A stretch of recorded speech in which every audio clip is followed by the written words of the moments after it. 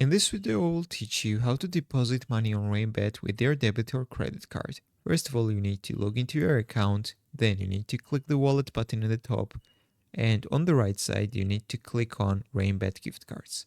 So in this case, I will show you how to buy a gift card using your Visa or MasterCard and how to redeem it on Rainbet. So you need to choose the amount of gift card. These are in Canadian dollars. Choose your amount. For example, I will choose the smallest amount and it will redirect me to this page where I need to buy the gift card. So as you can see, guys, almost 14 Canadian dollars equals 10.75 euros. So there are two options. I can create an account or I can purchase it with only using my email. So I need to enter my email address and then I need to re-enter and click continue as a guest.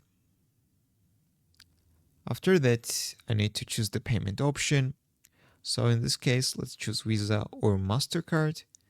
And on the right side, I need to agree on the terms and conditions, and then I need to click the pay button right here. So this will redirect me to this page where I need to make the purchase. As you can see, there are some commissions. So this price includes the commission.